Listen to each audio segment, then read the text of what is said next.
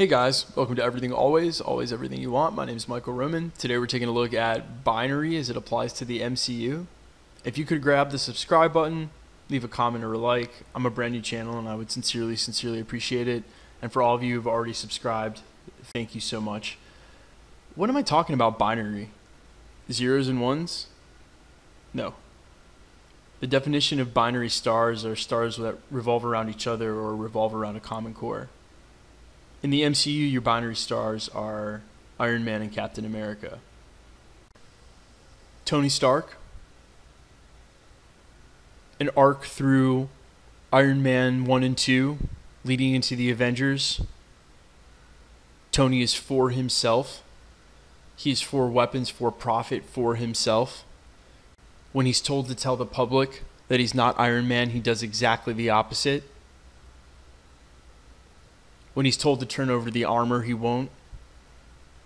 Leading up to the first Avengers, as soon as he makes it up onto the helicarrier, he hacks S.H.I.E.L.D's files so he can find out about the weapons.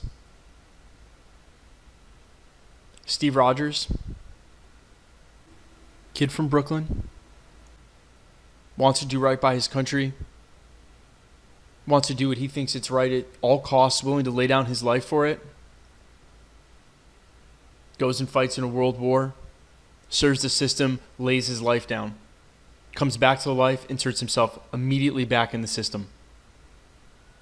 Avengers 1, Tony Stark finds out about the weapons they're trying to make based off the tech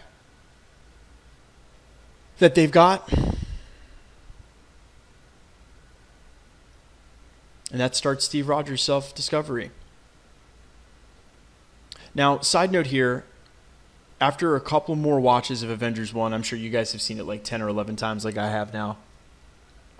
It's an interesting thing that Steve Rogers would find out that the military is manufacturing weapons and this be some sort of big surprise. It's his side, right? It's the side he's serving.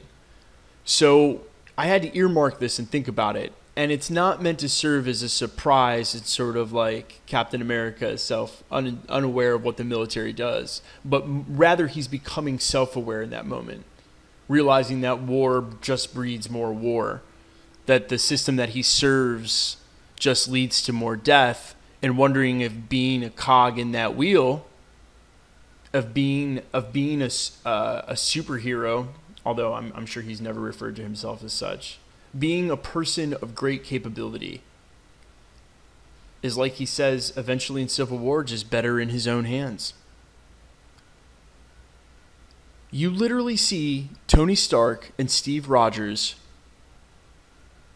go from being the antithesis of one another. They stay polar opposites and switch spots.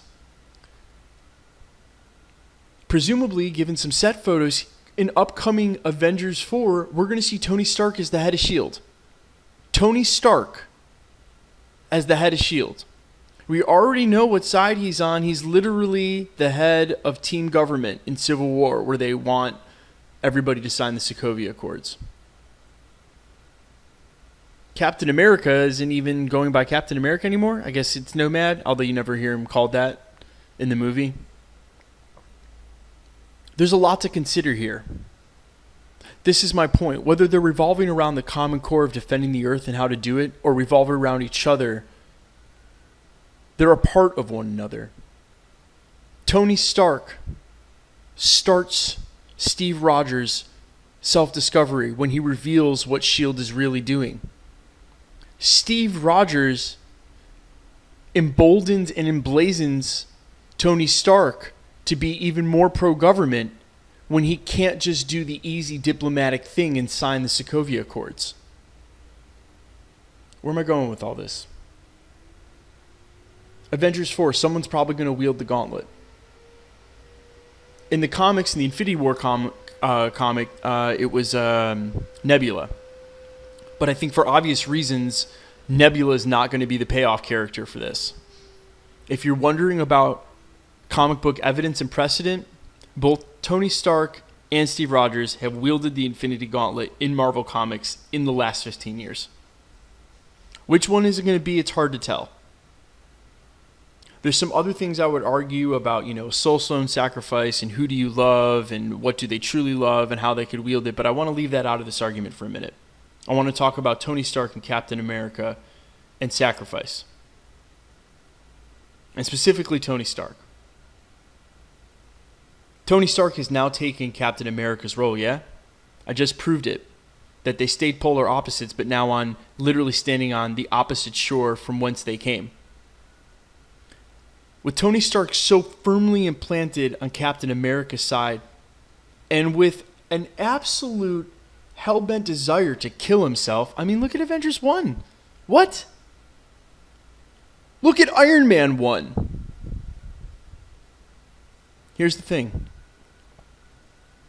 Someone's going to wield the gauntlet, someone's going to go. I don't know how those two tie together, but I do know that Captain America is not the one now to lay down his life. That's Tony Stark now. That's Iron Man. Avengers 4 is going to be nuts. Captain America might not survive. Tony Stark's definitely not going to survive. This is the payoff. This is the end of that character arc. And so while you're not going to see Tony Stark carry the shield, you're not going to see Iron Man in the red, white, and blue Iron Patriot, Iron Man becomes Captain America. And that's how this story ends. Thanks for checking out the channel. I sincerely appreciate it, guys. Grab the subscribe button, stick around, and I'll see you guys again real soon.